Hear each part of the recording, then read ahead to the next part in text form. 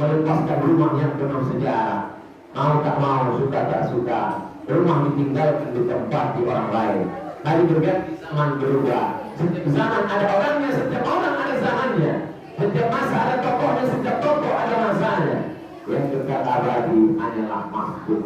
Tumpangkanlah tuah kepada masjid. Kalau ingin kekal abadi, bangunlah masjid.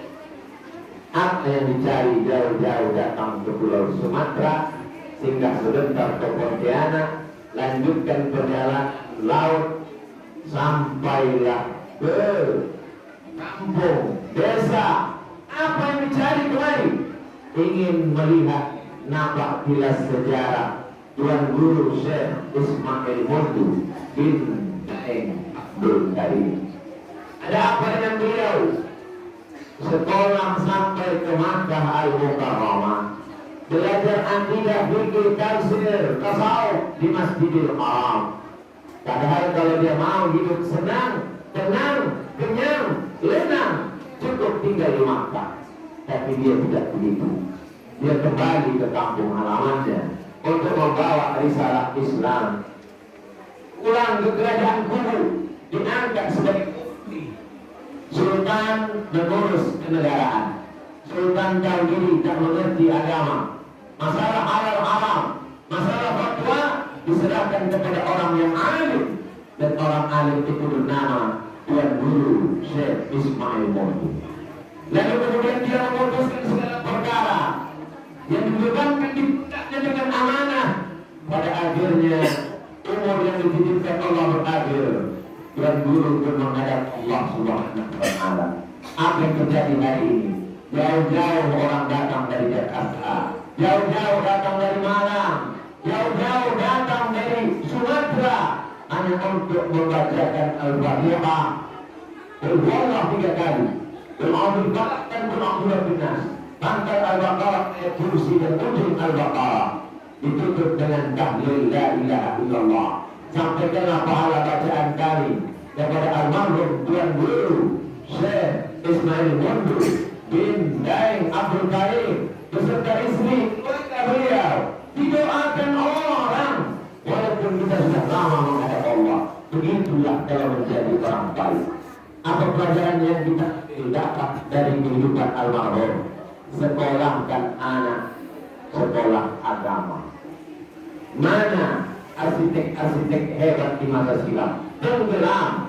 Mana orang-orang kaya di masa lalu? Hilang.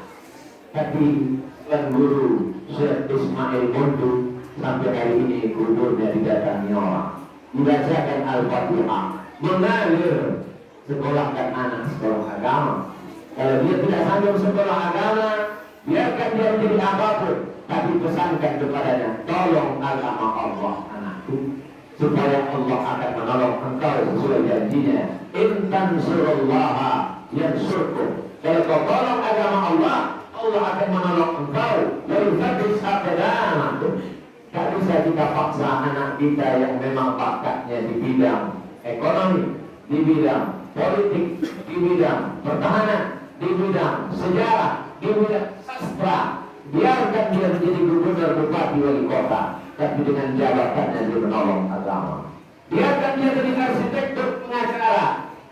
Biarkan dia menjadi pakar arsitek bangunan, tapi dipakainya untuk menolong agama. Jadi apapun dia, inti tujuan hidupnya adalah menolong agama Allah Subhanahu wa Ta'ala. Sekarang orang takut menyekolahkan anak sekolah agama. Nanti dia makan apa? Nanti dia kerja apa? Sengaja Allah ciptakan lambung itu jauh dari otak. Otak di atas, lambung di bawah, supaya jangan sampai otak itu dekat lambung. Hanya undang sajalah dan otaknya dekat dengan lambung. Setiap saat memikirkan lambung. Nafala ta'tilun, kenapa kau tidak berpikir? Nafala tatafakkarun, kenapa kau tidak merenung bertafakkur? Nafala tatazakkarun, kenapa tidak mengingat? Sekolahkan anak sekolah agama. Dia akan membuka pondok pesantren tahfiz Quran. Urus otakmu, urus hatimu, urus pikiranmu, hidupmu, dia Allah yang mengurus. Allah akan mengurus. Tidak Allah sia-siakan. Allah menunaikan janjinya. innaka la tukhliful mi'ad.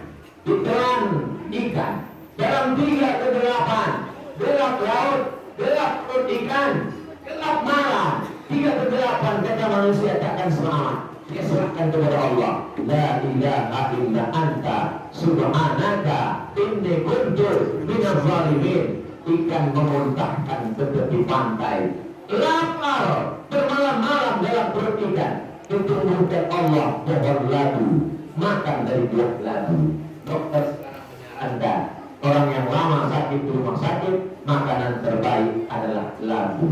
Itu yang dialami oleh alaihissalam. Terombang-ambing di sungai Nil, semua takut akan dimakan oleh kuda Nil, akan diterkam oleh buaya yang sangat ganas. Tapi kemudian skenario Allah begitu. Ada seorang perempuan merindukan seorang anak, bertahun-tahun menikah tak ada anak, mandi di tepi sungai Nil, dayang-dayang melihat ada kotak kayu, lalu kemudian mereka menarik kotak kayu. Ternyata dalam kotak kayu sesosok bayi yang dibuang, ditarik ke istana. Dia adalah Musa alaihissalam. Tolong agama Allah, Allah akan menolongmu walaupun kau di sungai Nil. Tolong agama Allah, Allah akan menolongmu walaupun kau di dalam perut ikan, di tengah malam yang gelap gulita, di tengah lautan samudra tak bertepi. Yang zarfallahu bidurrim fala kashifa lahu illa. Kalau Allah mau menguji engkau dengan musibah, tak ada yang bisa meningkatkannya kecuali Allah. Wa yurid fala radda li fadli. Tapi kalau Allah ingin memberikan sesuatu kepadamu, tak juga ada yang bisa menolaknya.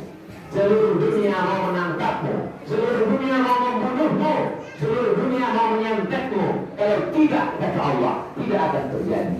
Seluruh dunia melindungimu, seluruh dunia menjagamu. Semua dukun-dukun, jin-jin, hantu, setan sepakat untuk meyakinkan bahwa kau terpelihara. Tapi kalau mati, kata Allah, mati juga. Itulah tauhid, itulah keputusan. La tata'arradu illa biiznillah. Tidak akan bergerak satu biji sayu kecuali atas kuasa Allah Subhanahu wa ta'ala. Pelajaran yang pertama, taman. Pelajaran yang kedua, sekolahkan anak sekolah agama. Yang terakhir, 3, apa yang bisa kita lakukan meneruskan perjuangan Tuan Syekh Ismail Qutb. Makmurkan masjid, anak-anak kita ajak sholat berjamaah. Terjaga negeri ini, jangan sampai ada yang minum khamar, jangan sampai ada yang berzina, jangan ada makan riba, jangan ada yang terjebak dalam perbuatan maksiat dan dosa. Allah berkata, walau anna ahlal qura amanu. Kalau kampung ini penduduknya beriman dan bertakwa, la fatahna alaihim barakatin, akan kami bukakan barakah ini sama dari langit, wal dari bumi. Jauh-jauh kami datang kemari, merenung sejenak dalam tengah perjalanan, naik speedboat masih juga sulit dan susah. Bagaimana agaknya perjuangan Tuan Syekh hampir 100 tahun yang lalu. Bagaimana tetesan belum ingat air matanya untuk sampai ke bumi Allah ini. Betapa amal kita selama ini tak ada apa-apanya. Kita menyangka kita yang paling hebat. Tapi ratusan ribu orang di stadion Tanah Lapang, hotel, masjid.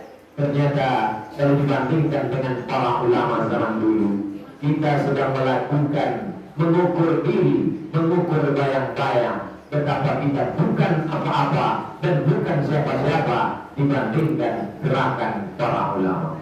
Barakallahu lakum bil Qur'anil azim. Wa nafa'ani wa iyyakum ayati wa dzikril hakim. Taqabbal minni wa minkum tilawatan. Innahu huwal ghafurur rahim.